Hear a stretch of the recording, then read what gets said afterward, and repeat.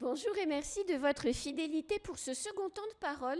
Nous avons sur le plateau Rivo Racontondra Vélo. Bonjour. Bonjour. Merci d'avoir accepté notre invitation. On va parler indexation, Rivo, avec vous ce matin. Vous avez été reçu avec l'intersyndicale la semaine dernière par le ministre Philippe Vigier. Qu'est-ce qu'il est ressorti de cet entretien? D'abord, merci à Quizy TV, hein, parce que les autres, on va dire, n'ont pas lancé le ministre sur ce sujet-là. Oui, le ministre, lui, il a confirmé un peu ce qu'il avait dit sur vos ondes aux questions de Patrick Milan. Il a confirmé qu'il allait réouvrir le dossier sur l'indexation. Notre point de déception, c'est qu'on voulait un peu pousser quand même le bouchon, parce qu'on sert un peu à ça, pour que dans les 3-4 semaines à venir, il y ait déjà des retours. Mais le ministre nous a expliqué que effectivement, il va falloir contacter ses autres homologues. Parce que ce n'est pas lui qui est décisionnaire Voilà, quelque voilà, il y a part. quand même la fonction publique, le ministère de la fonction publique. Il y a aussi le ministère du budget qui joue un grand rôle, qui peut être facteur bloquant d'ailleurs. Donc en tout cas, il nous a confirmé que le dossier est réouvert. Pour nous, nous avons surtout axé notre argumentaire sur le problème d'attractivité, sur les services publics, sur la qualité du service public. Argument qui, me semble-t-il, est bien passé. Nous avons aussi senti quand même que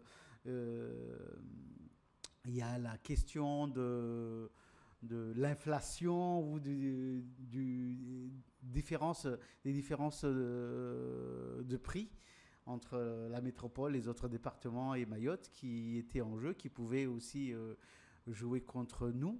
Mais en tout cas, le dossier est ouvert. Le dossier est ouvert. Nous avons précisé aussi que il n'est plus question pour nous de réclamer l'alignement sur la Réunion, parce qu'on a expliqué que Mayotte, peut-être que c'est plus difficile que dans le département voisin.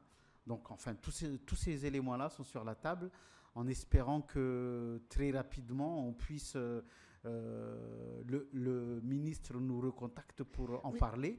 n'avez pas encore de date pour une éventuelle réunion ou Bah, les séances de il négociation? n'a pas voulu, le ministre n'a pas voulu s'avancer là-dessus.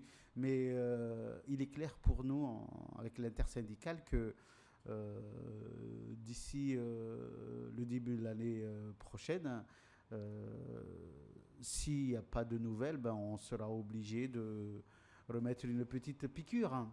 Alors, en même temps, Rivo, la Première ministre a reçu de la part de la Cour des comptes un rapport assez, enfin, on peut dire au vitriol, hein, sur la rémunération des fonctionnaires, puisque dans l'intersyndicale, il y a l'éducation nationale, la préfecture et puis aussi la fonction publique hospitalière. Et dans ce rapport de la Cour des comptes, il est écrit et prouvé que finalement la rémunération des fonctionnaires à l'outre-mer, c'est une immense usine à gaz, que l'efficacité voulue au départ, c'est-à-dire l'attractivité, ben, ça ne marche pas, et qu'aujourd'hui, un fonctionnaire de l'éducation nationale n'est pas rémunéré, par exemple, comme un policier ou comme une infirmière. Les systèmes sont différents, et la Cour des comptes recommande de tout faire sauter et de repenser le système intégral de la rémunération des fonctionnaires outre-mer avec une homogénéité. Qu'est-ce que vous en pensez? Il y a quand même une vision, une opposition, on va dire, idéologique de la métropole, de l'Hexagone, vis-à-vis des rémunérations en Outre-mer. Oui, c'est Euh, vrai. Et ça transparaît bien Parce dans qu'ils ce disent, rapport. en gros, au niveau national, ils vont sous les soleils, C'est la vrai. plage et Et tout c'est ça. cool. Et donc, pourquoi ils demandent encore plus d'argent? Voilà. Et effectivement, bon, nous avons vu c'est une note adressée à la Première ministre, et il fallait que la Première ministre réponde en urgence. D'ailleurs, c'était un référé, me semble-t-il. Mais bon, il n'y a pas eu de référé, il n'y a pas eu de suite. Et chaque année, à chaque année, à chaque étude du projet de loi de finances, il y a quelque chose qui sort, soit soit des sénateurs, soit des... Voilà, la Cour des comptes, il me semble que c'est la deuxième fois que la Cour des comptes fait quelque chose de la sorte. Bon, il n'empêche que nous sommes sur le terrain, nous sommes sur le département, et vous avez plein de chefs de service, en tout cas à Mayotte, qui disent que vous faites sauter ça, et ben ça sera une catastrophe pour le département, pour le service public à Mayotte. Donc, soit on travaille de façon idéologique, soit on regarde ce qui se passe sur le terrain et puis on agit en conséquence. Nous disons que sur place, les conditions de travail, les conditions d'exercice sont tellement difficiles que les gens ils ne veulent pas venir. Certes, il n'y a pas que l'indexation, mais il y a surtout l'indexation. Vous comprenez? Donc, à partir de ce moment-là, effectivement, nous avons, personnellement, moi j'ai été surpris la semaine dernière quand j'ai vu l'interview du ministre, compte tenu effectivement de cette note de la Cour des comptes. Mais la réalité veut que on agisse, on intervienne à Mayotte en faveur de l'augmentation du taux d'indexation des salaires. Il y a pour faire venir, et pour la question de l'attractivité à Mayotte, pour faire venir des fonctionnaires, mais aussi pour que des fonctionnaires mahorais restent ici, parce qu'ils peuvent aussi partir. La fidélisation. Voilà, c'est très important. Il n'y a que la rémunération pour vous. Quels pourraient être les autres critères? Il me semble que les autres critères avaient été étudiés, envisagés, expérimentés entre 2013 et aujourd'hui. Oui. Et c'est lesquels? On nous avait dit on va construire plus d'écoles pour que vous. Ok. On va se battre contre l'insécurité. Bon, je dis rien. Ce sont ces éléments-là. On va construire des logements. Vous comprenez? Donc, je pense qu'au bout de 10 ans, après 2013, au bout de 10 ans, on a vu, on peut faire un petit bilan et on peut tous dire que ça n'a pas marché. Voilà. Et qu'on est passé dans le second degré, par exemple, de 30% à plus de 50%. 54, je crois. De contractuels. Ouais. Dans le premier degré, 30. On était à 20%, on monte. Et il va falloir quand même agir rapidement, très rapidement, parce que c'est après pour intervenir, faire baisser dans l'urgence les choses, ça va être compliqué, extrêmement compliqué. Tout le monde voit les difficultés d'exercice, les difficultés de recrutement. Et je pense que le rectorat peut l'atteste d'ailleurs. Le recteur était là hier, effectivement. Donc il va falloir faire quelque chose. Tout le monde reconnaît que c'est un angle, c'est une fenêtre. Très peu sont convaincus. C'est ça, malheureusement, les chefs de service ici, on l'a dit au recteur, il n'était pas convaincu. Je pense que à l'ARS, mais moi, je ne connais pas trop je connais plus le recteur, ils ne sont pas convaincus que c'est un dossier abordable qui peut aboutir. En 2005, 2007, quand on avait commencé aussi ce dossier-là, personne n'était convaincu de l'aboutissement de l'indexation des salaires. Et pourtant. Rivo, la crise de l'eau, on le voit, les enfants, ils sont dans la plupart des cas tout mignons, ils ont envie d'apprendre.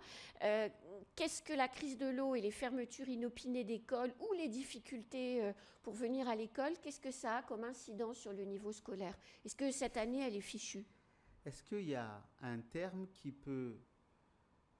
Le terme plus pire n'existe pas. Malheureusement, mais non. Ça existe quand même dans l'école à Mayotte. Donc, je n'ai pas d'autre mot. C'est plus pire, mais c'est pas français. Donc, oui, déjà, c'est catastrophique. Déjà, chaque année, on a dit c'est pire que l'année dernière. On ne sait plus comment décrire cette situation. Mais pourquoi c'est plus pire que l'année... Alors, si on laisse la crise de l'autre côté, pourquoi c'est plus pire d'année en année? Mais de toute façon, ça fait 20 ans qu'on dit que nous sommes en train de tuer des enfants à l'école. L'école est en train de tuer des enfants, des générations d'enfants. Ok. À l'époque, c'était juste un problème de manque de salle de classe. Peut-être d'enseignants formés. Je pense ces éléments-là n'ayant pas encore été totalement réglés, c'est ajouté Covid, s'ajoute la crise de l'eau et on sait très bien que ça ne va pas être réglé l'année prochaine. On sait très bien, okay. Oui. Et que là, on court après l'urgence, mais on ne prévoit pas l'après-urgence, c'est-à-dire à moyen terme par rapport à l'école. On force les collègues à accueillir des enfants alors qu'on sait que les conditions d'hygiène, on va dire, élémentaires, ne sont pas remplies. Enfin, voilà, on nous demande juste de faire de l'accueil. L'accueil peut être fait par tout le monde. L'accueil des enfants peut être fait par tout le monde, je pense. On parle de plus en plus de la place prépondérante d'enfants allophones dans les classes, avec des enseignants qui ne sont pas formés pour les prendre en charge, ce qui aurait comme conséquence de baisser le niveau des élèves mahorais au moment des différentes évaluations, vous savez, nationales qui sont faites. Pendant la visite du ministre, le recteur a évoqué la possibilité à Mayotte d'avoir des évaluations différentes. Vous y êtes favorable ou non? On va évaluer quoi? Quelque chose qu'on sait déjà. Donc, est-ce que ces évaluations-là ont vraiment lieu d'être? C'est pour qu'on nous confirme qu'il y a des problèmes. Nous le disons déjà. Il n'y a pas besoin de mobiliser 1 à 2 semaines les collègues pendant 1 à 2 semaines pour dire que ça ne marche pas. Avant d'évaluer, il faut agir. Agir comment? Pour scolariser les gamins très tôt, garantir l'égalité de traitement. Ce n'est pas la priorité pour certains, malheureusement. Et ensuite, à partir des actions qui auront été faites, évaluer à moyen terme. Mais là, aujourd'hui, on évalue des choses que nous connaissons déjà. Les élèves, il ne faut pas 2 semaines pour qu'un enseignant sache que lui, tel élève a tel besoin. Non, ça se fait automatiquement. D'autant plus que les évaluations qui sont faites, les retours que nous avons, que les collègues ont, eh ben, il n'y a pas de dispositif de prise en charge spécifique pour chaque gamin. Quand vous parlez d'élèves allophones, normalement, il y a des enseignants spécifiques pour les... exactement. Voilà, les UPE2A. Un UPE2A dans l'Hexagone s'occupe de 12 gamins. Je connais une école où un UPE2A s'occupe d'une centaine de gamins, 120 gamins. Vous comprenez? Donc, vous pouvez faire les évaluations que vous voulez, vous pouvez identifier l'élève allophone, celui qui a des retards d'enseignement et tout ça, mais si vous ne mettez pas derrière ou à côté un enseignant spécifique pour prendre en compte ces situations, eh bien, vous pouvez faire les évaluations que vous voulez. Vous aurez les mêmes résultats. Et c'est ce que nous avons de toute façon.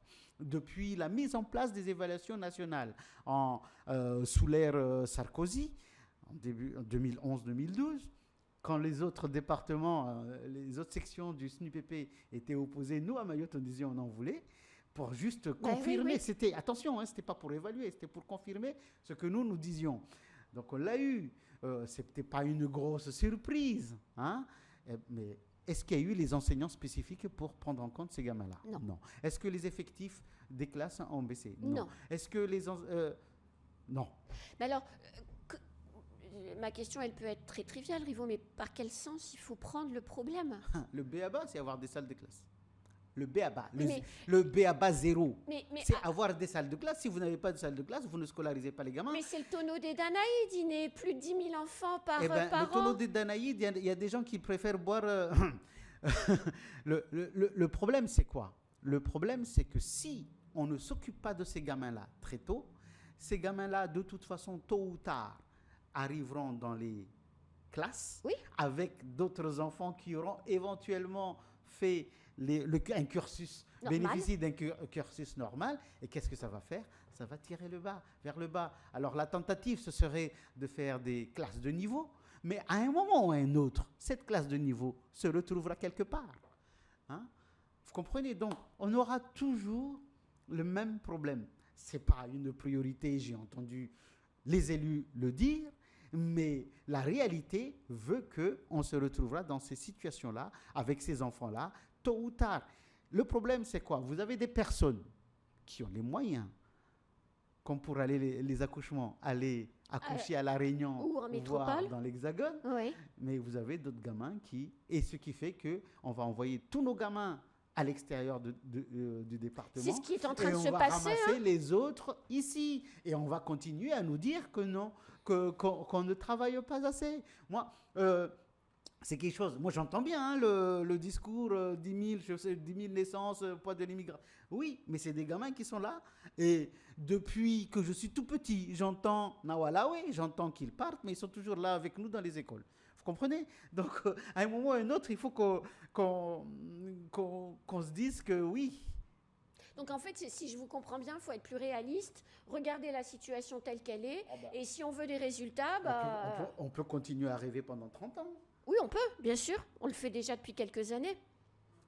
Voilà, donc la réalité, de toute façon, on nous tape dessus maintenant et qu'on commence à être habitué, j'ai l'impression. Dans l'intersyndicale, il y a aussi la fonction publique hospitalière et la préfecture. La situation de l'hôpital, elle est compliquée. Pendant le rendez-vous que vous avez eu avec le ministre, qu'est-ce qui a été dit sur les deux autres composantes de cette intersyndicale? Stratégiquement,